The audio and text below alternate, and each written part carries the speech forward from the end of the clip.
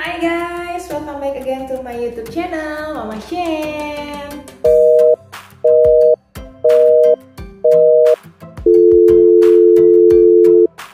Di episode kali ini agak sedikit berbeda karena aku mau kembali sharing hal tentang parenting.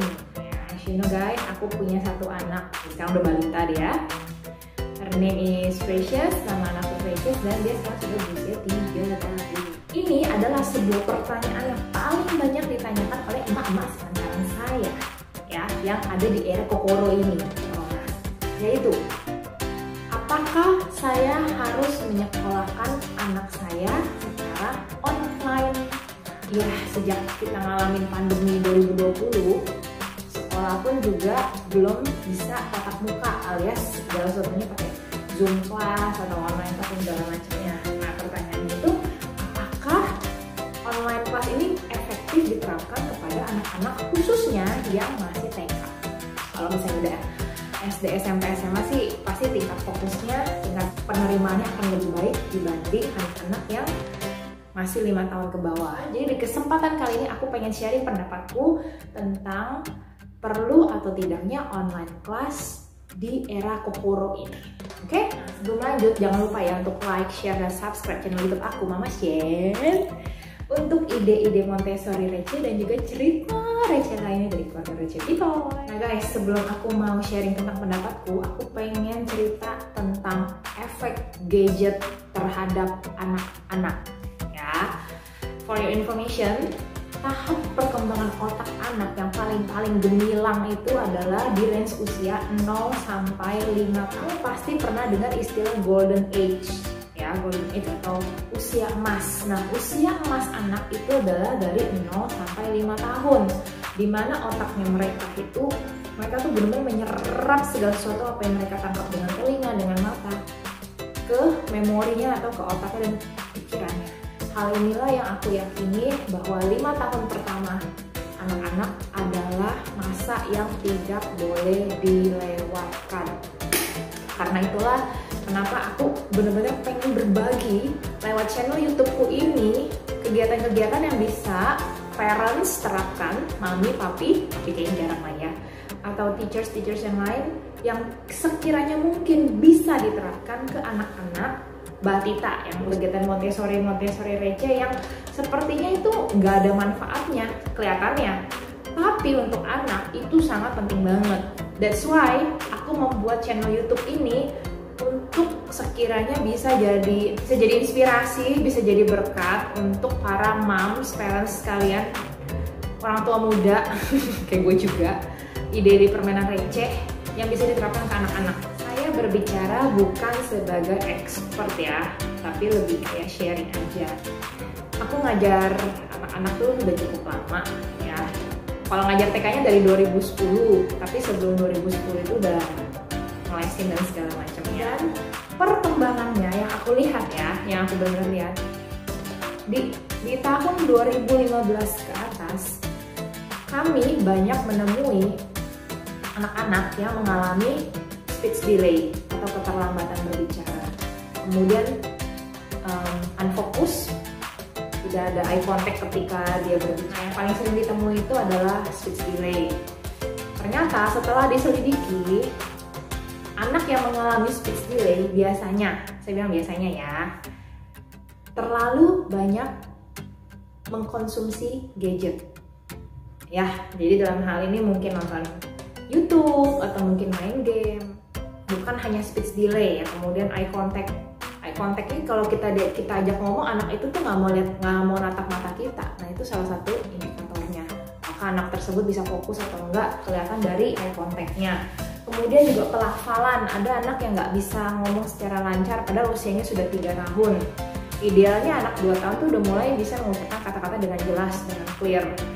Kenapa? Karena ternyata lewat YouTube mereka bisa dengar bahasa begitu banyak, mungkin juga di lingkungan keluarganya jarang diajak komunikasi secara aktif, sehingga pelafalannya nggak jelas, kemudian juga dalam psikososialnya juga kurang bagus. Nah, itu adalah dampak gadget yang benar-benar aku lihat sendiri di anak-anak era 2015 sampai sekarang. Oke gitu, jangan kasih gadget dong kan, ya kan? Yang kasih gadget siapa? Pasti orang tuanya atau orang terdekatnya yang kasih gadget. Boleh kasih gadget, tapi harus dibatasi. Saya bersikukuh sama 0 sampai 2 tahun, intinya saya nggak pernah kasih Precious untuk pegang gadget. Nah, jadi kalau misalnya dia mau denger lagu dari mana? Ya, aku agak capek sedikit. Aku save itu di USB atau flash disk. Aku setel itu secara manual di USB player, sehingga Precious itu nggak addict sama gadget ya. Gadget kan kecil banget. Terus, aduh guys, lihat deh, anak-anak yang sering main gadget matanya. Coba kamu lihat, pasti pada banyak yang pakai kacamata, minusnya tebel, silinder. Karena lihat gadget terus, bayangin, dilihat, gini aku kena ngobrol sama dokter saraf. Kalau anak-anak yang sering main gadget, bukan anak-anak yang mungkin remaja juga, ininya akan cenderung lebih turun tulangnya. Ya, karena apa ya, lihat gadget.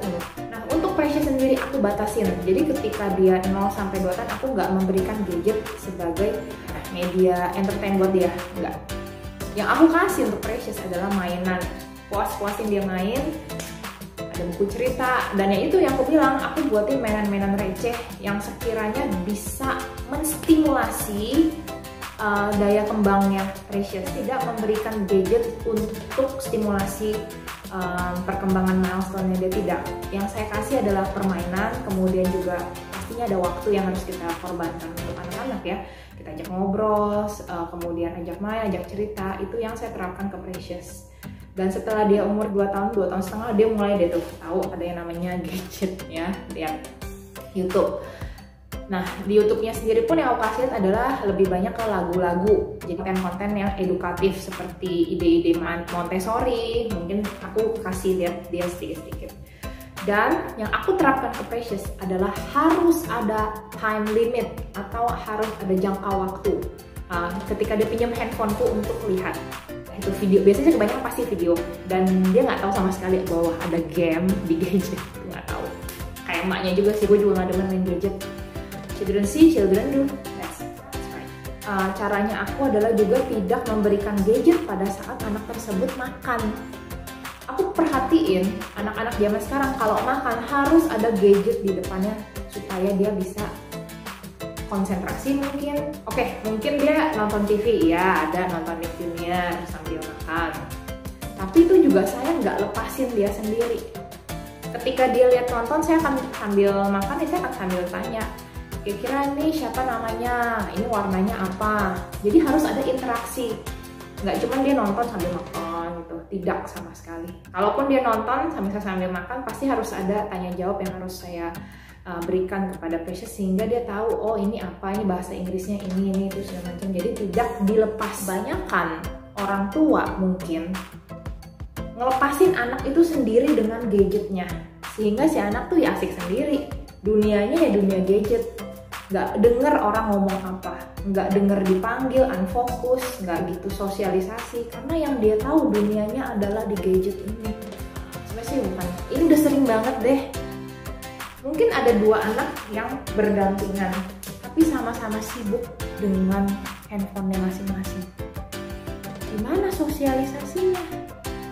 Nah, era sekarang ini anak-anaknya udah gila banget nih sama main game. Dan aku pribadi tuh aku agak cukup sedih kalau lihat anak-anak tuh terlalu addicted sama gadget atau game. Oke, kalau game itu bagus, edukatif, silakan. Tapi harus ada time limitnya. Untuk Precious yang saya terapkan adalah saya akan bilang 5 menit lagi ya, 5 minutes. Dan kalau mami udah bilang stop, itu artinya stop. Nggak ada itu namanya, tinggal aku mau mami. Terus saya kasih, no, stop ya, stop. Jangan karena anaknya nangis, tantrum, bolak-balik, terus kitanya yang kalah duluan. Nah, anak itu tahu, gue nangis aja biar mak gue kasih lagi gadgetnya ke gue. Nah, kan tahu kan, gue nangis aja supaya apa yang gue minta dapet gitu. Nah, emang kayak gitu? Enggak. Nggak semua hal yang kamu mau di dunia ini kamu dapatkan. Jadi itu yang aku terapin ke Precious. Kalau aku maminya udah bilang stop, berarti stop. Ada time limit. Dan aku selalu ucapkan kata-kata ini. Knowing enough. Knowing enough, okay? Kalau makan jangan banyak-banyak, secukupnya. Kalau kamu kurang, kamu nambah. Begitu juga aku bilang kalau nonton, no knowing enough.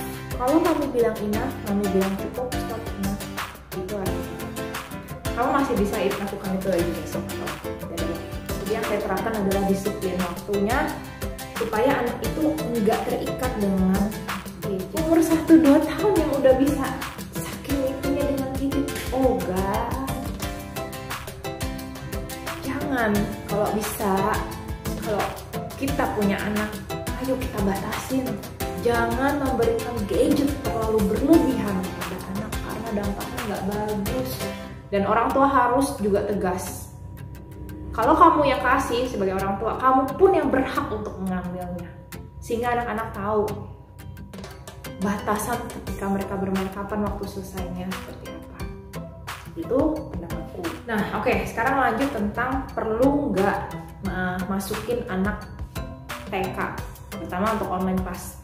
Pandangan saya, selama era Kokoro ini masih online class, saya mungkin nggak akan menyekolahkan Precious. Kenapa? Karena bagiku yang penting, dan umur segitu pun yang penting adalah sosialisasi. Kayaknya nggak percuma duduk hadap gadget juga. Gadget tuh nggak ketemunya laptop misalnya. Duduk, berapa lama sih anak-anak bisa fokus untuk duduk di depan gadget?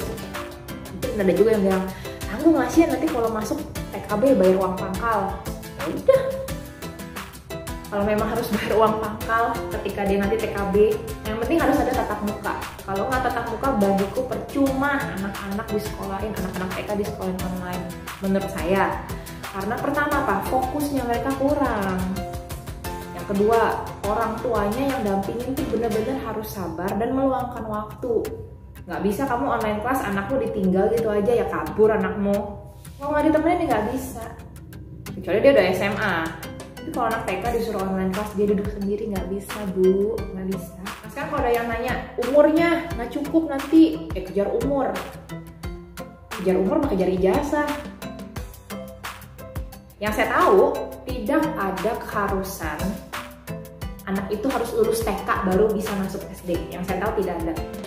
Nah, kalau anak SD memang wajib 6 tahun, wajib belajar 6 tahun itu iya. Tapi kalau TK nggak ada yang namanya keharusan harus lulus TK, ada ijazah baru boleh masuk SD. Tergantung kali ya SD-nya. Sekarang banyak sih pilihannya ya, ada swasta, internasional, nasional, segala macam. Jadi jangan maksain anak kita sekolah hanya untuk ijazahnya TK, biar dapat ijazah TK, jangan. Yang lebih penting untuk anak 5 tahun ke bawah itu adalah karakternya. Dan yang itu pun yang saya sangat perjuangkan untuk Precious, karakter. Kemudian sosialisasinya, bagaimana dia bisa bergaul dengan orang-orang yang di sekitarnya. Pengen Precious bisa bersosialisasi. Kalau papanya sanguin tuh, bener-bener sanguin lah, luar biasa lah papai itu mah. Nah kalau saya tipenya agak sedikit berbeda, tapi saya pengen Precious belajar bersosialisasi supaya dia nggak ketemu orang takut, ketemu orang nggak mau ngomong, ansong semuanya main game. Enggak, aku nggak mau kayak gitu. Aku pengen anakku tuh hidup di dunia nyata, hidup dengan orang-orang yang ada. Ya kan nggak hidup sama hantu dan setan-setan. Maksudnya kan kita hidup dengan orang-orang yang ada. Agamanya berbeda, mungkin rasnya berbeda, sukunya berbeda, tapi anakku harus bisa sosialisasi. Jadi yang pertama itu targetku adalah kalau ketemu orang dia bisa sosialisasi dan juga sopan, karakternya bagus dalam artian belajar untuk meminta maaf, belajar mengucapkan terima kasih, belajar mengucapkan salam, selamat pagi, selamat siang, kemudian juga berdoa. Kita tanamkan nilai-nilai kerohanian karakter tuh ya di umur segini.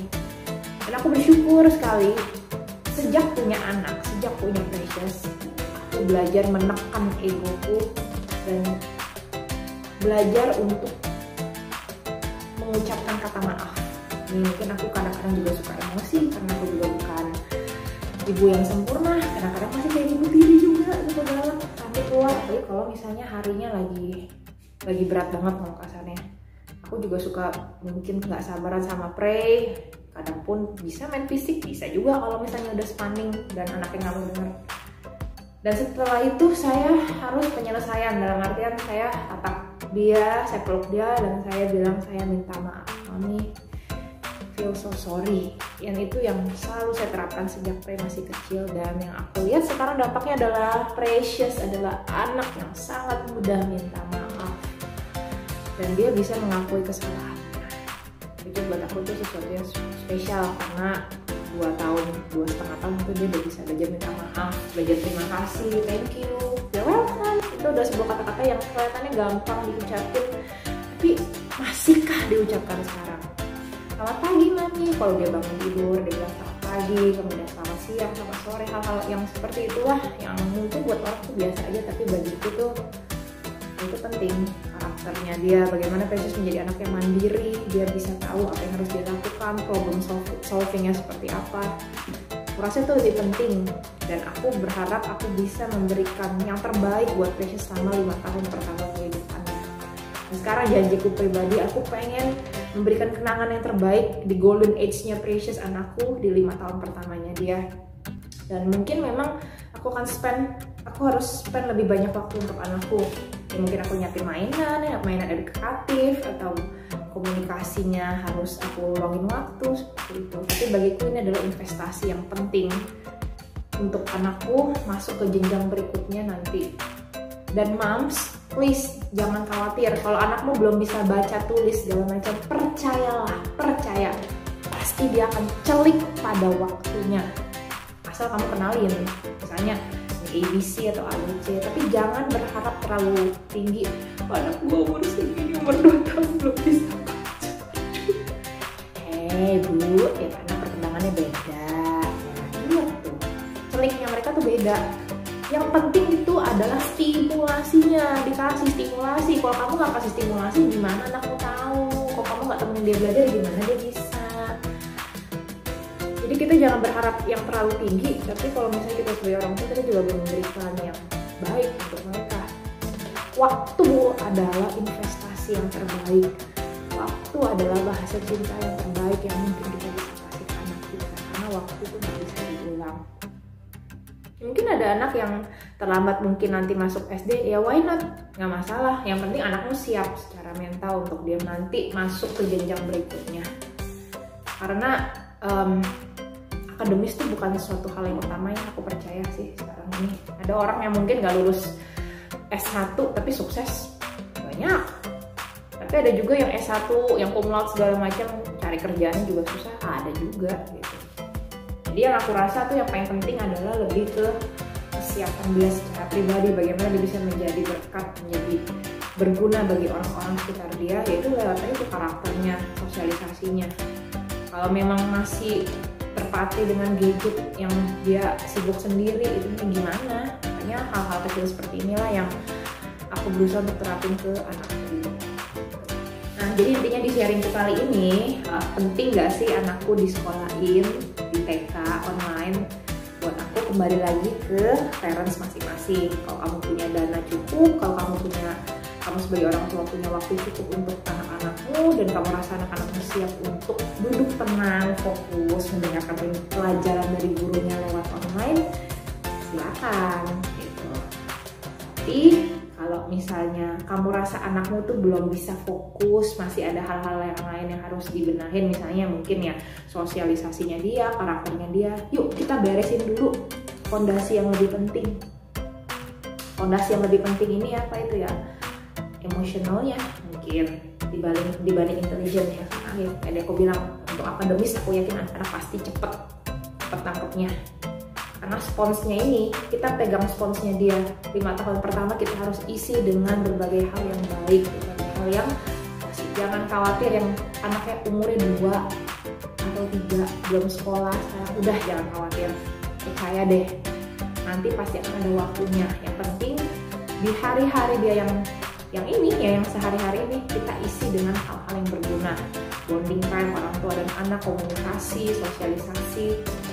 Jangan serahkan anakmu kepada gadget, jangan serahkan anakmu kepada pesona game, karena realitas yang ada ya ini kita ajarkan mereka realitas apa yang ada, bukan dari gadget. Udahlah, semoga sharingku yang agak panjang ini bisa bermanfaat buat teman-teman semua, terutama yang punya anak-anak balita seperti saya. Ya, ya. Kita boleh sharing-sharing juga nih kalau teman-teman mau komen atau jangan lupa ya untuk like, share, dan subscribe channel YouTube aku Mama Share untuk ide-ide Montessori receh. Nah buat kalian yang pengen dapetin ide-ide Montessori yang sederhana, kalian bisa lihat vlog aku yang sebelum-sebelumnya. Siapa tahu bisa diterapin untuk anak-anak kalian di rumah. Oke, so thank you so much yang udah nonton. Semoga vlognya bisa bermanfaat. So you get next episode guys. Thank you so much ya. Bye bye. Salam buat anaknya dari Mama Sherry. Bye.